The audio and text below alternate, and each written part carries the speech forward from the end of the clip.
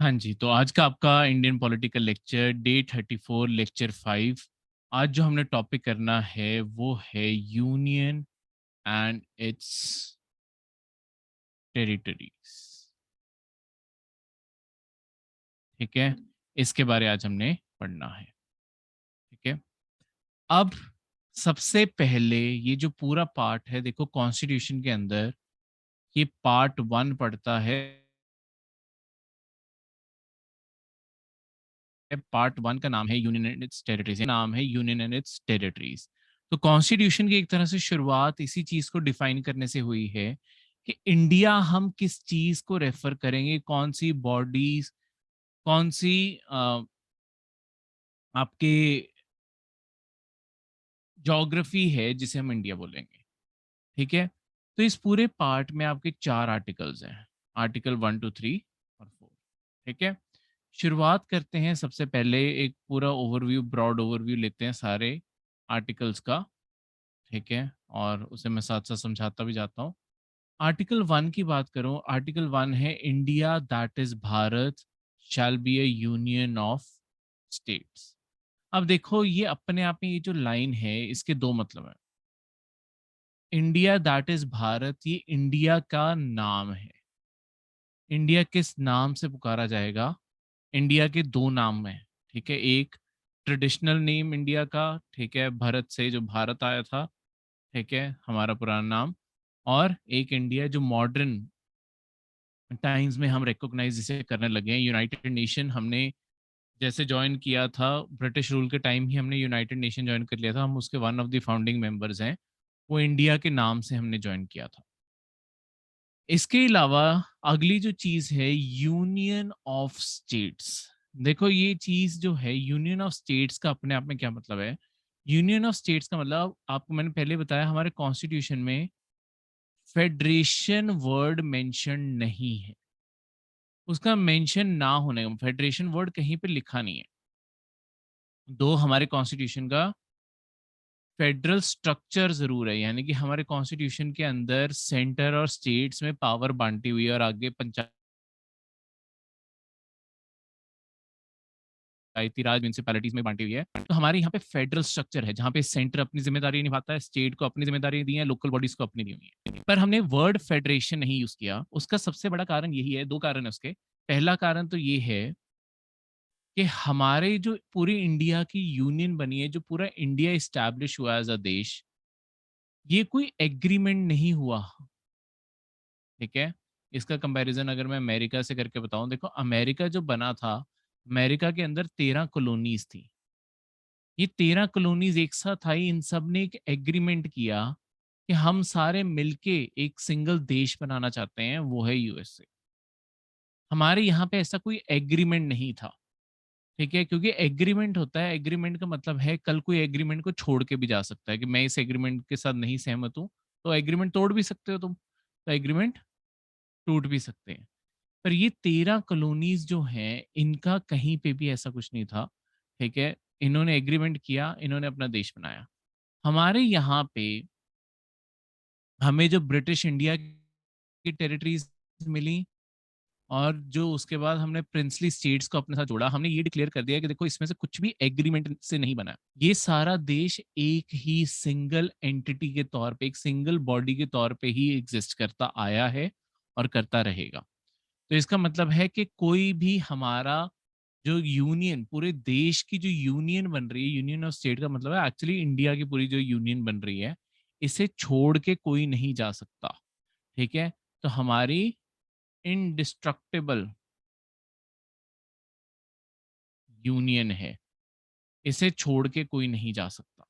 ठीक है, तो पहली बात तो मतलब मीनिंग इसका ये है कि कोई भी हमारे यहाँ पे जितनी भी स्टेट्स सारी चीजें जुड़ी हैं, ये किसी एग्रीमेंट से नहीं जुड़ी, वो विलिंगली जुड़ी हैं, और अब वो छोड़ के नहीं जा सकती। ठीक है, और दूसरा ये जरूरी भी था अपने आप में क्लैरिफाई करना, इसी कारण फेडरेशन वर्ड नहीं रखा गया। ठीक है, क्योंकि ये कॉन्स्टिट्यूंट असेंबली में डिबेट हुई थी, वही चीजें मैं आपको बता रहा हूँ कि बेसिकली फिर हमने इसी चीज को क्लैरिफाई करने का सोचा कि देखो अगर कहीं पे हमने स्कोप छोड़ दिया, कल कोई भी स्टेट या इंडिया का कोई भी एरिया अलग होने की बात करेगा, वो कहेगा देखो फेडरेशन वर्ड है, फेडरेशन का एक्चुअल मीनिंग तो यही होता है। तो इस मामले में हम कोई भी कंफ्यूजन नहीं छोड़ना चाहते थे, और ऐसे मामले हम कोर्ट के ऊपर नहीं छोड़ना चाहते थे, क्योंकि वैसे तो कोर्ट इंटरप्रेट करके बता सकता है कि सही डेफिनेशन क्या बनेगी आपकी किसी भी चीज की। पर ये मामले हम कोर्ट के ऊपर नहीं छोड़ना चाहते थे, ये हम खुद पहले ही फाइनलाइज करना चाहते थे कि इसका मतलब क्या हो। ठीक है, तो ये इस चीज कारण ये सब कुछ हमने किया। ठीक है, क्लियर है? एक मिनट।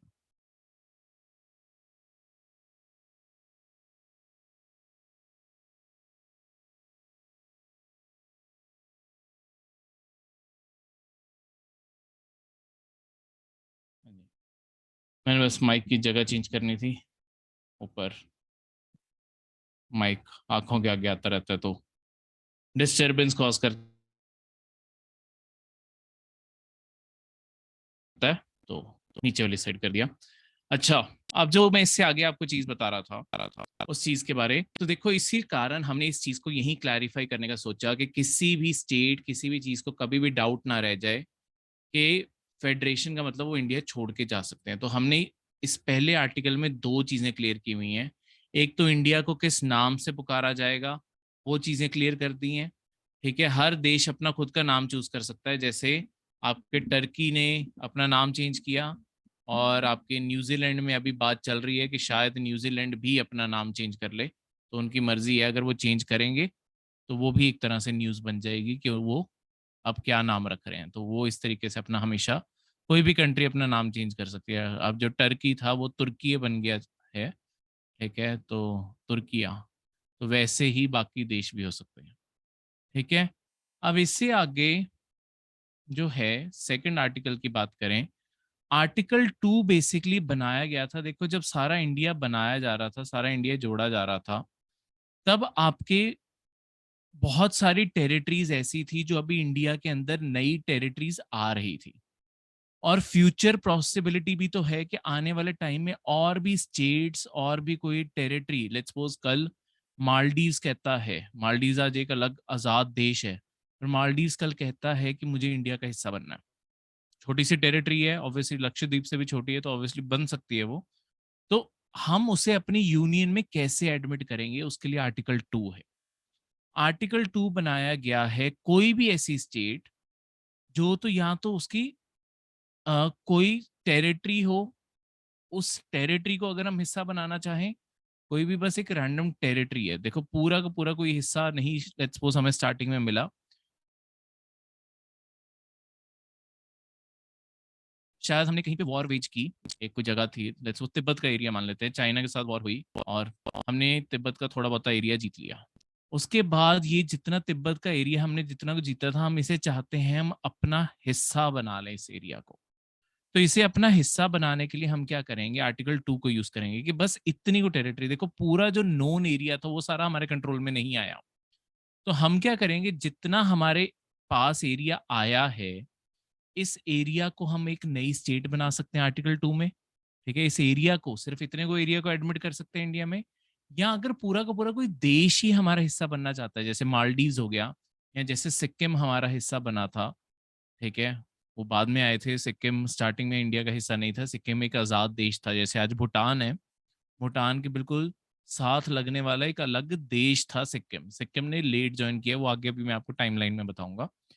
तो ये जो चीजें हैं, कोई एग्जिस्टिंग पूरी की पूरी कोई स्टेट है, यहाँ कोई टेरिटरी है, अगर हमने उसे हिस्सा बनाना है इंडिया का, हमारी पार्लियामेंट के पास पावर है कि पार्लियामेंट किसी भी टेरिटरी को यूनियन का हिस्सा बना सकती है। ठीक है, हम अपनी टेरिटरीज, एग्जिस्टिंग टेरिटरीज को किसी और को दे नहीं सकते, ये पावर नहीं है पार्लियामेंट के पास। ठीक है, इवन पार्लियामेंट के पास ये पावर नहीं है कि जो इंडिया की टेरिटरीज हैं, टेरिटरीज को हम किसी और को दे दें। सी, ये आपके केस सामने आया था सुप्रीम कोर्ट के कि क्या इंडिया अपनी टेरिटरीज किसी और को भी दे सकता है इस सारे आर्टिकल में। तो इसका आंसर हमेशा नहीं होगा। पार्लियामेंट के पास इस चीज की पावर, किसी के पास भी पावर नहीं है अगर पार्लियामेंट के पास नहीं है कि इंडिया की कोई भी टेरिटरी हम किसी और फॉरेन देश को सौंप दें, ये कोई नहीं कर सकता। बस सुप्रीम कोर्ट ने एक चीज को क्लैरिफाई किया कि देखो अगर किसी जगह को लेकर डिस्प्यूट है, ठीक है। जैसे आपके ना इंडिया और बांग्लादेश के बीच में ना एक बहुत बड़ा मैप एरर था। हमारे जो इस साइड पे वेस्ट बंगाल का एरिया था ना, वहां पे छोटे छोटे डॉट्स में बहुत सारा एरिया एग्जिस्ट करता था। ये आपका बांग्लादेश भी साथ में बना लेते हैं, बांग्लादेश छोटे से इंडिया के मैप जैसे दिखता है। बांग्लादेश के अंदर भी ऐसे कुछ डॉट्स थे और इंडिया के अंदर भी ऐसे कुछ डॉटेड एरियाज थे, जिन्हें हम कहते हैं ये आपके एनक्लेव्स थे। अब जो इंडिया साइड पे छोटे छोटे डॉट्स थे, ये डॉट्स बिलोंग करते थे बांग्लादेश। इसे ब्रिटिश ने जो मैप बनाया, उसमें ये लिखा हुआ था कि ये ईस्ट पाकिस्तान, पहले बांग्लादेश ईस्ट पाकिस्तान था, बाद में बांग्लादेश बन गया, कि मतलब ये बांग्लादेश का हिस्सा है। और ये बांग्लादेश के अंदर ये जो डॉट्स हैं कि ये इंडिया के हैं। अब प्रॉब्लम ये है कि अगर बांग्लादेश कोई भी रिसोर्सेज इन तक पहुंचाना चाहेगा, वो भी नहीं पहुंचा सकते, ना बिजली पहुंचा सकते हैं, ना पानी पहुंचा सकते हैं, ना कोई और फैसिलिटीज। कैसे दें, कोई कनेक्शन ही नहीं है। वहीं पे इंडिया के साथ भी सेम प्रॉब्लम है, हम कैसे पहुंचाएं अपने कंक्लेव्स के साथ। तो ऐसा अगर कोई डिस्प्यूट है, उसके लिए सुप्रीम कोर्ट ने बोल दिया था कि डिस्प्यूट के लिए आप टेरिटरीज एक्सचेंज कर सकते हो, ये अलाउड है। पर आप, सिर्फ आप अपनी कोई टेरिटरीज किसी और को सौंप रहे हो, ये नहीं कर सकते। डिस्प्यूट सेटलमेंट अपने आप में अलाउड है, ठीक है। पर पूरी की पूरी टेरिटरी किसी और को नहीं दे सकते, और इंडिया का कोई हिस्सा अलग भी नहीं हो सकता। ये दोनों चीजों के ऊपर मनाही है, ठीक है। अब ये जो सारी की सारी चीजें हैं, ये आपके आर्टिकल 2 के अंदर होगी, ठीक है। इस चीज को याद रखना। अब आर्टिकल 3 सबसे इंपॉर्टेंट आर्टिकल माना जाता है इस पूरे पार्ट का। आर्टिकल 3 पार्लियामेंट को, देखो एक चीज याद रखो, पहली बात तो ये जो पार्ट 1 है ना, पार्ट 1 में स्टेट लेजिस्लेचर्स का कुछ लेना देना नहीं है। ये प्योरली पार्ट 1 में सारी पावर पार्लियामेंट के पास है, मतलब पावर के मामले में कुछ लेना देना नहीं है। यहाँ पे अल्टीमेट सारा फैसला पार्लियामेंट कर रही है। तो इसके अलावा अगर कोई भी ऑप्शन आता है, वो अपने आप ही गलत होगा। यहाँ पे सारा फैसला फैसला पार्लियामेंट करती है। आर्टिकल 3 में क्या पावर है, ये देखो। आर्टिकल 2 और 3 में फर्क क्या है। आर्टिकल 2 है कोई भी न्यू टेरिटरी जो इंडिया के अंदर आना चाहती है। आर्टिकल 3 है कोई भी जो एग्जिस्टिंग टेरिटरी है, जो ऑलरेडी इंडिया का हिस्सा है, इसके अंदर कोई बदलाव करने। किसी भी स्टेट को मल्टीपल हिस्सों में तोड़ना है, या मल्टीपल हिस्सों को जोड़ के कोई नई स्टेट बनानी है। किसी भी स्टेट का एरिया बढ़ाना है, या उस स्टेट का एरिया छोटा करना है, ठीक है। किसी भी स्टेट की बॉर्डर्स में कोई चेंज लाना है, या किसी स्टेट का इवन नाम तक चेंज करना है ना, ये पावर स्टेट के पास नहीं है। यानी कि एक स्टेट है, लेट्स सपोज, इस स्टेट के पार्लियामेंट की मर्जी इस स्टेट के 2 हिस्से भी कर सकती है, 4 हिस्से भी कर सकती है, जितने मर्जी हिस्से कर सकती है। उसके अलावा पार्लियामेंट के पास ये भी पावर है कि अगर दो कोई अलग अलग स्टेट्स हैं, इन्हें जोड़ के एक सिंगल स्टेट बना दे, ठीक है। ये भी पार्लियामेंट कर सकती है। पार्लियामेंट इसकी कोई बॉर्डर चेंज करना चाहे, पार्लियामेंट बॉर्डर भी चेंज कर सकती है, ठीक है। और पार्लियामेंट इसका नाम चेंज करना चाहे, पार्लियामेंट ही इसका नाम चेंज कर सकती है। स्पेलिंग हो, कुछ भी हो, हर चीज पार्लियामेंट ही चेंज कर सकती है। जैसे बहुत सालों से ना वेस्ट बंगाल डिमांड कर रहा है कि हमारा नाम चेंज कर दो, ठीक है। वेस्ट बंगाल अपना नाम चेंज करके बांग्ला रखना चाहता है, ठीक है, क्योंकि वेस्ट बंगाल कोई सेंस नहीं बनाता। कि वेस्ट बंगाल तब होगा ना जब कोई ईस्ट बंगाल भी हो। ईस्ट बंगाल तो है ही नहीं, वो तो बांग्लादेश बन गया। जब ईस्ट बंगाल ही नहीं है, तो वेस्ट बंगाल का क्या सेंस है। तो वो कह रहे हैं कि हमारा नाम बांग्ला कर दो। पर सेंटर ने ये मना कर दिया था, ये कह के कि बांग्ला नाम बहुत ज्यादा बांग्लादेश से मैच करता है, इस कारण हम ये नहीं करेंगे। मतलब सेंटर कोई भी रीजन दे सकती है, पर अल्टीमेट वही बता रहा हूँ, बस पावर ये सारी पार्लियामेंट के पास है। पार्लियामेंट स्टेट कोई भी बना सकती है, बनों को जोड़ के कोई नई स्टेट बना सकती है। उनके अंदर से कुछ एरिया कहीं से ले लिया, कुछ एरिया कहीं से लेके एक नई बिल्कुल ही अलग स्टेट बना दे। हर चीज की पावर पार्लियामेंट के पास है। बस एक प्रोसेस होता है जिसे एक बार पूरा करना पड़ता है, जहां पे स्टेट से थोड़ा बहुत तो पूछा जाता है, नहीं तो वो भी ना पूछा जाए। और वो प्रोसेस क्या है, मैं आपको वो प्रोसेस बता दूं। देखो प्रोसेस क्या है जिसके अंदर आपकी स्टेट्स को बनाया, तोड़ा, उनका नाम कुछ भी मतलब स्टेट्स के साथ कोई भी छेड़खानी करनी है, वो कर सकती है पार्लियामेंट। देखो सबसे पहले पार्लियामेंट के अंदर इस चीज़ को पास करने के लिए एक बिल लाना पड़ता है। बिल का मतलब होता है कोई भी जो अभी कानून बनना है, कोई भी चीज़ एनफोर्स होनी है, वो अभी चीज़ डिस्कशन में है। सबसे पहले आप पार्लियामेंट में एक बिल इंट्रोड्यूस करोगे। देखो इस बिल के ऊपर आप डिस्कशन शुरू कर सकते हो, पर अभी इसके ऊपर वोट नहीं डाल सकते। जो अलग-अलग आपकी मेजॉरिटीज़ होती हैं, वोट्स होती हैं, ठीक है? अगले लेक्चर को शुरू करने से पहले मैं आपको सारी की सारी मेजॉरिटीज़ के बारे में बताऊँगा, ठीक है? तो मैं आपको यहीं पे लेक्चर्स में बता दूँगा कि आपकी अलग-अलग मेजॉरिटीज़ क्या होती हैं, सिंपल मेजॉरिटी, स्पेशल मेजॉरिटी, वो सब कुछ टोटल मेजॉरिटी। एक बारी सारी पॉलिटी करने से पहले अगले लेक्चर में वो भी आपको बताऊँगा, ठीक है? तो डिस्कशन यहाँ पे आप कर सकते हो, आप बिल नहीं पास कर सकते।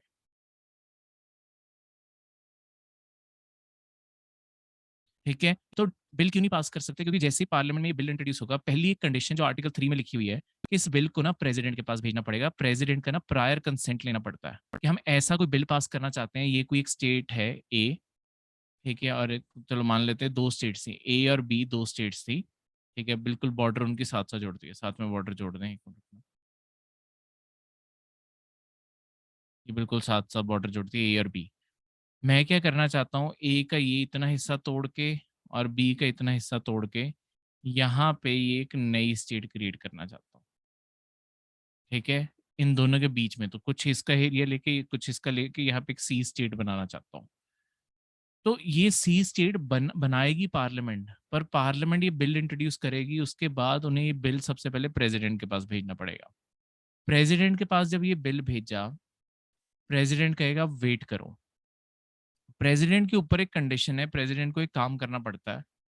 वो काम है कि प्रेसिडेंट पहले ये बिल भेजेगा, आपकी जो भी स्टेट्स कंसर्न्ड है ना, जैसे इस मामले में ए और बी दोनों स्टेट्स का हिस्सा लिया जा रहा है, उनकी स्टेट लेजिस्लेचर के पास, जो उनकी स्टेट लेजिस्लेटिव असेंबली होती है, तो ए स्टेट और बी स्टेट, दोनों की जो स्टेट लेजिस्लेटिव असेंबली है, इसकी भी और इसकी भी, शॉर्ट में लिख रहा हूँ बस, state legislative assembly, state legislative assembly दोनों के पास भेज दिया।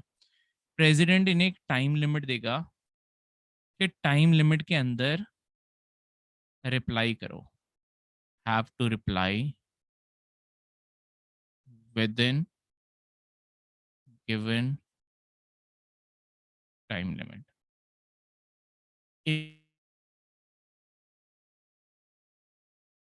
इन्हें टाइम लिमिट के अंदर अंदर ही रिप्लाई करना होता है, ठीक है? देखो इसमें गवर्नर का कोई रोल नहीं होता, ये डायरेक्टली प्रेसिडेंट से स्टेट लेजिस्लेटिव असेंबलीज में जाता है ये बिल। स्टेट लेजिस्लेटिव असेंबलीज के अंदर ये डिस्कशन डायरेक्टली होती है, उन्हें अपना एक सेशन बुलाना होता है। सेशन के अंदर जो भी ये प्रेसिडेंट ने बिल भेजा है उसके ऊपर अपने व्यूज बताने हैं, ठीक है? टाइम लिमिट पहले ही स्पेसिफाइड होती है कि आपको कितना टाइम मिल रहा है जिसके बीच बीच में आपने रिप्लाई करना है, ठीक है? तो ये जो आपको गिवन टाइम दिया जा रहा है, देखो इसके बीच में मतलब आप एक तरीके से 3 चीज़ें हो सकती हैं। या तो स्टेट्स कोई भी अलग-अलग रिप्लाई करेंगी ऑब्वियसली। स्टेट्स या तो हाँ बोल सकती हैं, ना बोल सकती हैं, या जितना टाइम था वो खत्म हो गया और कोई रिप्लाई ही नहीं दिया। ठीक है? डिस्कशन ही नहीं की इसके ऊपर। कोई भी आंसर हो, अब ये सबसे बड़ी चीज़ है। देखो स्टेट से पूछा तो जा रहा है, पर स्टेट्स के व्यू क्या हैं उसका कोई कंसर्न नहीं है। ठीक है? ये जो आपका प्रेज़िडेंट है, president is not bound by the reply off the states. States क्या रिप्लाई देती हैं उससे प्रेज़िडेंट को कुछ लेना-देना नहीं। ठीक है? बस एक बारी पूछना फ़ॉर्मेलिटी की गई है कि बस एक बारी बता दो, आपको मैं 15 कोई टाइम लिमिट इसके अंदर हमेशा दी होगी कि आपको मैं 15 दिन देता हूँ। 15 दिन के अंदर एक सेशन बुलाओ और मुझे बता दो कि आपका क्या सोचना है। 15 दिन के अंदर स्टेट्स ने बता दिया तो ठीक है, नहीं भी बताया तो भी ठीक है। बताया तब भी मानने की ज़रूरत है। लेट्स सपोज़ स्टेट दोनों कह दें कि नहीं, हमें अपना हिस्सा नहीं तुड़वाना। प्रेज़िडेंट को कोई मानने की ज़रूरत नहीं है, ये बस एक बारी व्यू लेना था। हाँ, ठीक है? तो ऑब्वियसली लिमिटेड टाइम होता है तो स्पेशल सेशन ही बुलाया जाएगा, ठीक है? हमेशा ही इस चीज़ के लिए।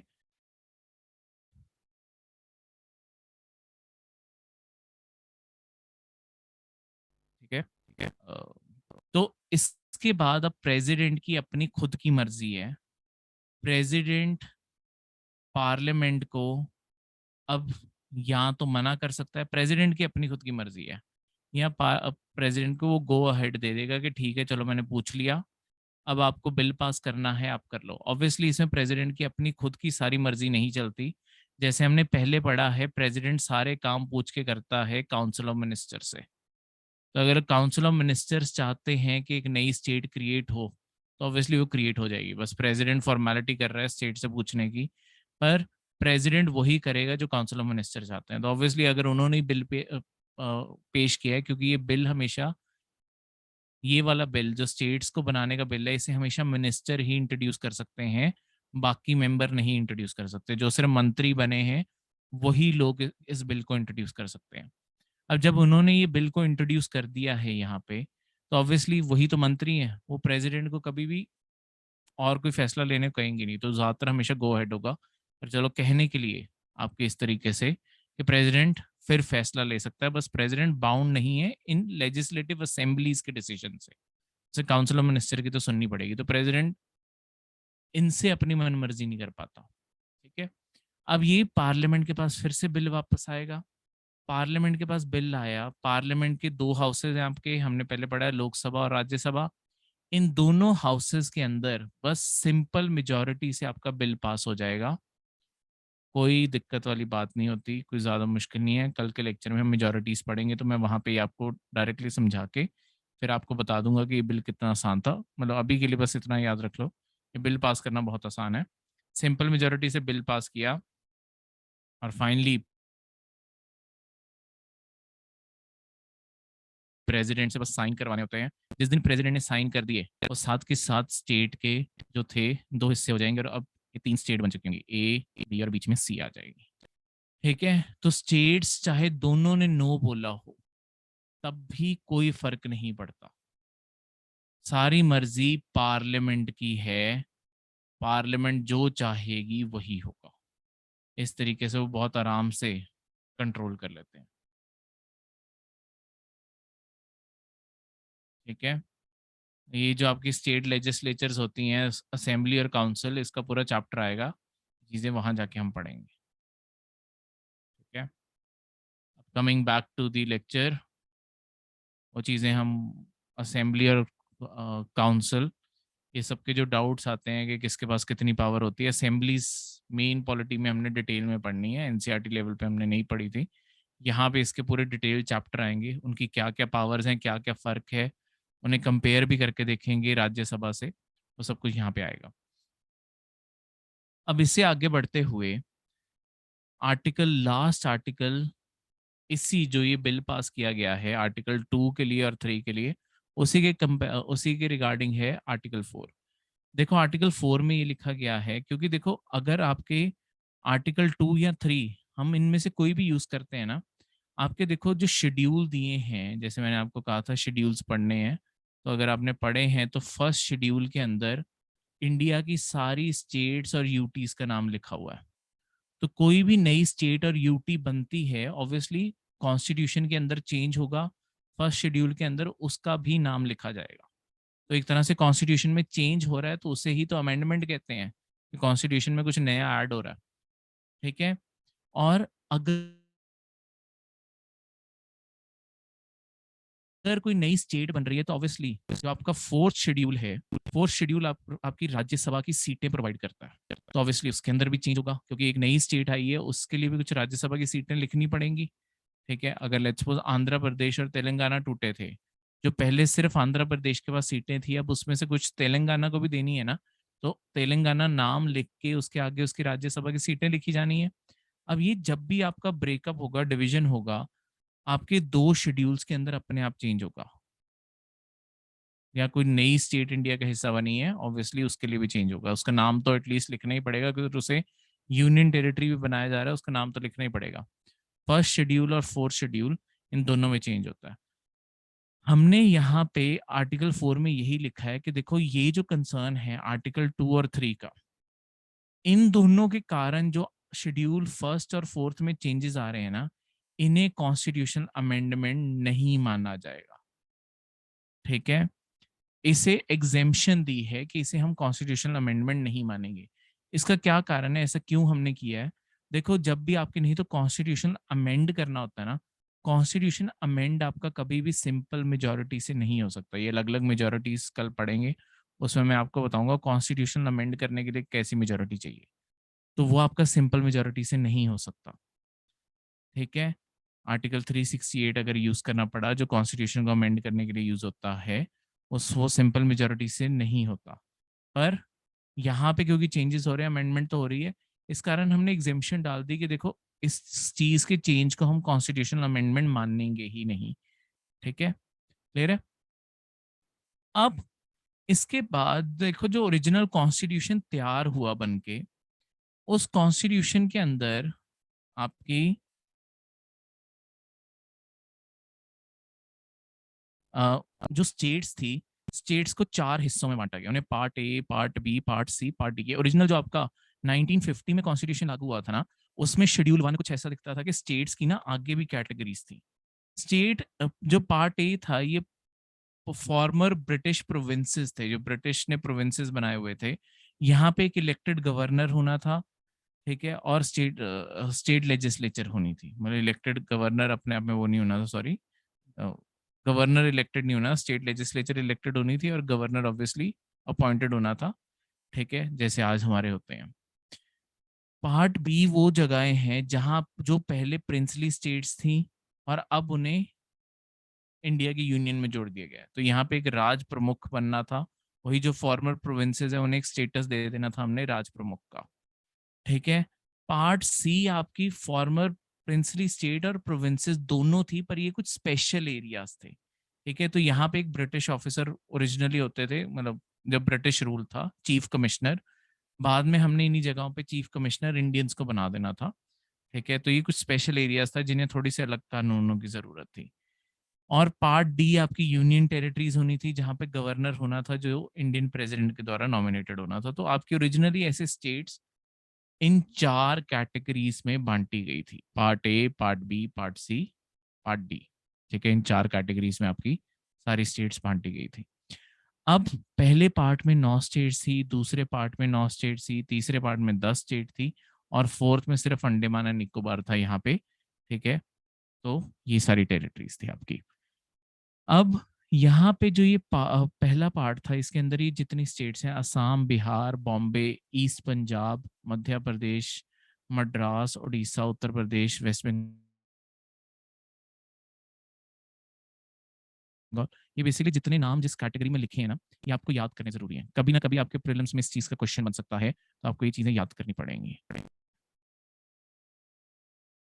ठीक है,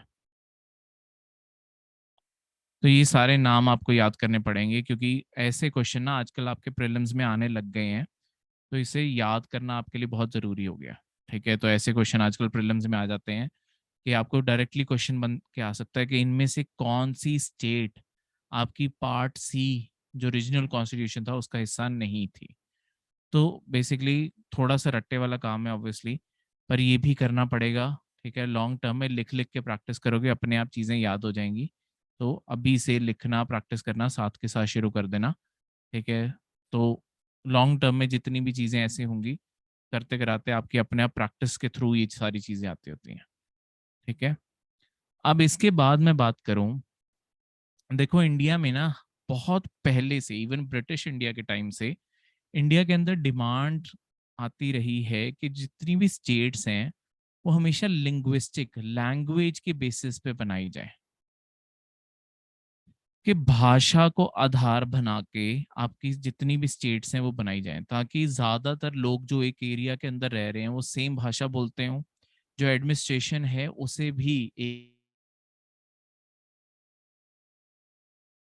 एक ही भाषा में अगर वो अपनी नोटिफिकेशन जारी करेगी, ज्यादातर लोगों को वो भी समझ आ जाएगी, तो अपने आप अपने लोगों को ज्यादा बेहतर महसूस होगा अपनी स्टेट के अंदर। ठीक है, तो ये डिमांड जैसे सबसे पहले जो ओरिजिनली सबसे पहली सबसे पुरानी लिंग्विस्टिक मूवमेंट अगर ट्रेस करो ना, वो 1895 में शुरू हुई थी उड़ीसा के लिए।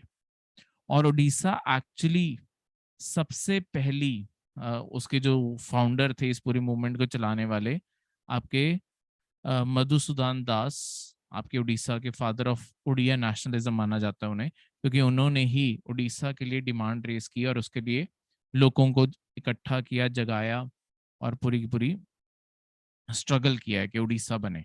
ठीक है, इसी कारण आपका उड़ीसा का प्रोविंस बना भी था। उड़ीसा इंडिया का पहला लैंग्वेज के बेस पे बना हुआ प्रोविंस है जो 1936 ब्रिटिश के टाइम पे बना है। तो ये चीज में बस फर्क याद रखना।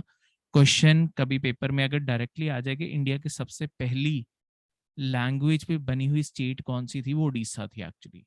पर अगर इंडिपेंडेंस के बाद की बात करोगे, देखो इंडिपेंडेंस के बाद इंडिया के अंदर जो मद्रास स्टेट थी ना, मद्रास के अंदर आज का जो आपका आंध्र प्रदेश, तेलंगाना और तमिलनाडु है, ये सारा एरिया जुड़ के मद्रास स्टेट बनती थी।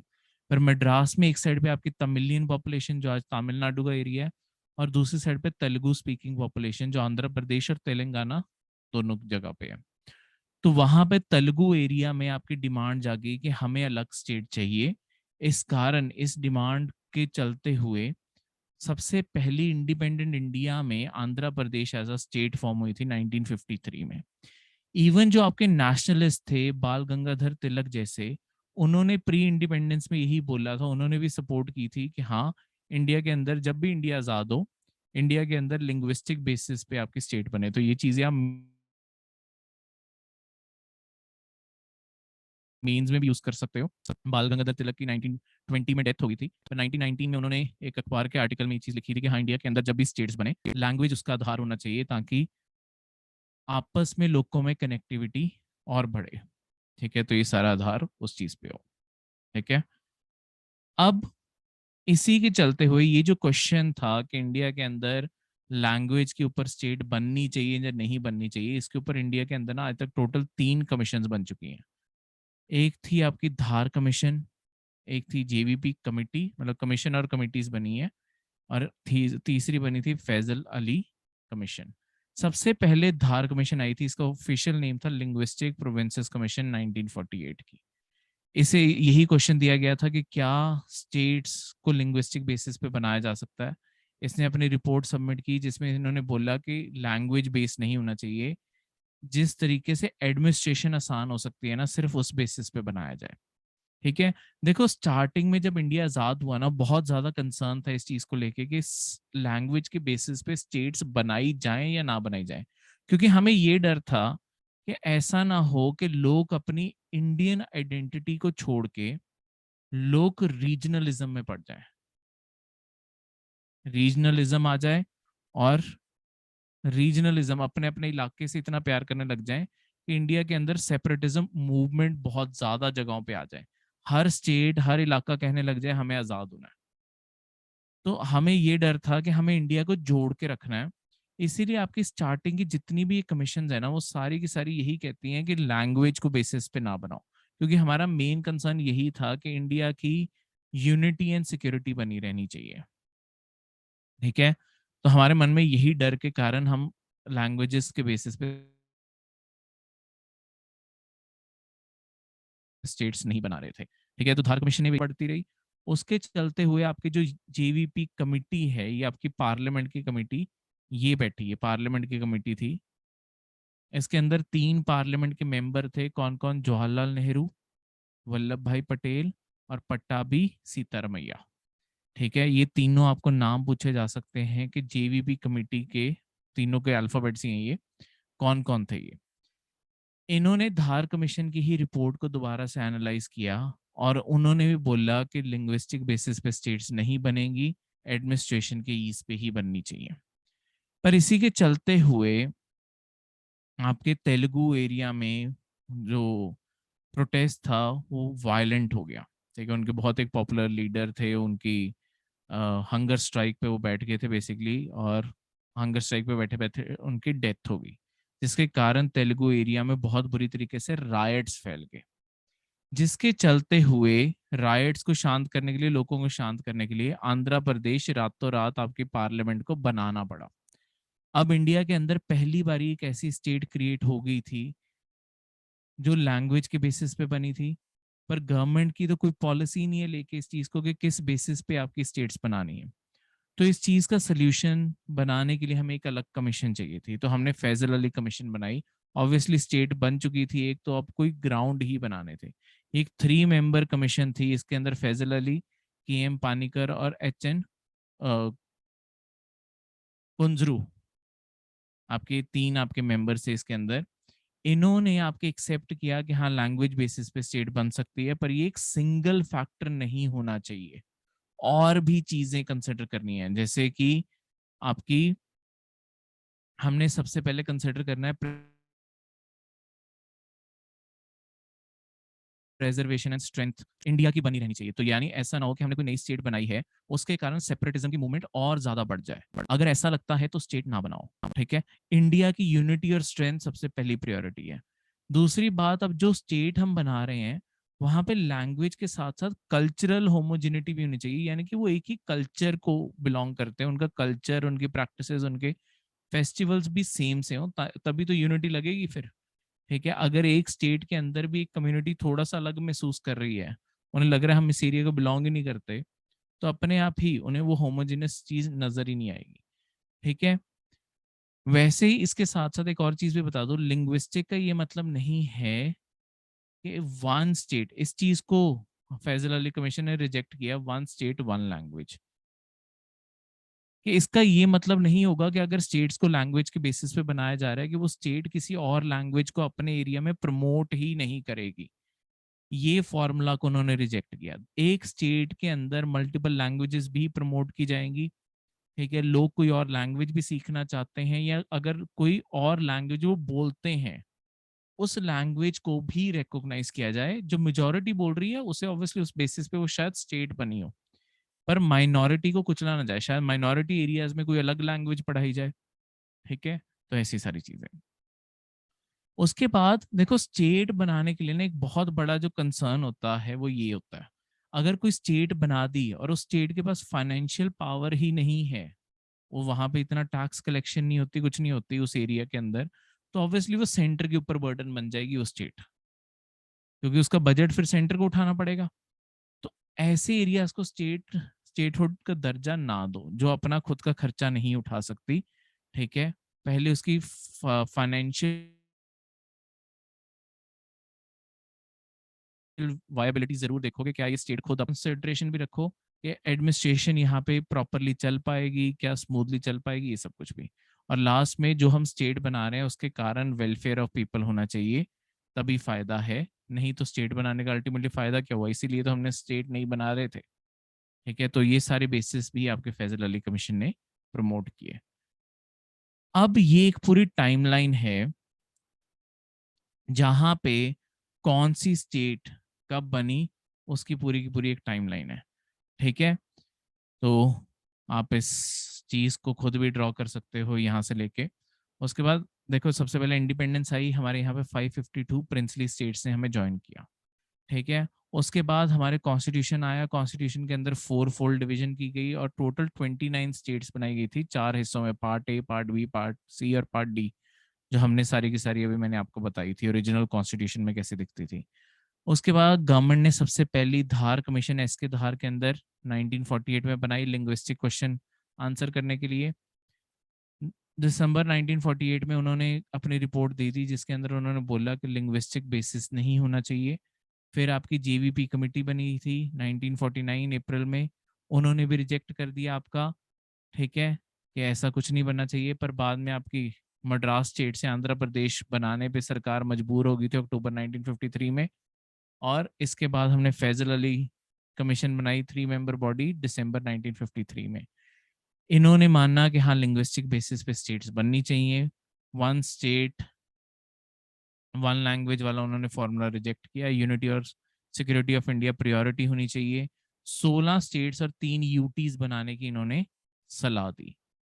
बाद में हमने इसी के चलते हुए एक एक्ट भी बनाया, स्टेट रीऑर्गेनाइजेशन एक्ट, और कॉन्स्टिट्यूशन के अंदर जो पूरा का पूरा चेंज किया गया, ये चारों पार्ट अबॉलिश किए गए, ये सब कुछ फैजल अली कमीशन ने बोला था, ये सारे पार्ट अबॉलिश करके 16 स्टेट्स और 3 यूटीज बना दो बस।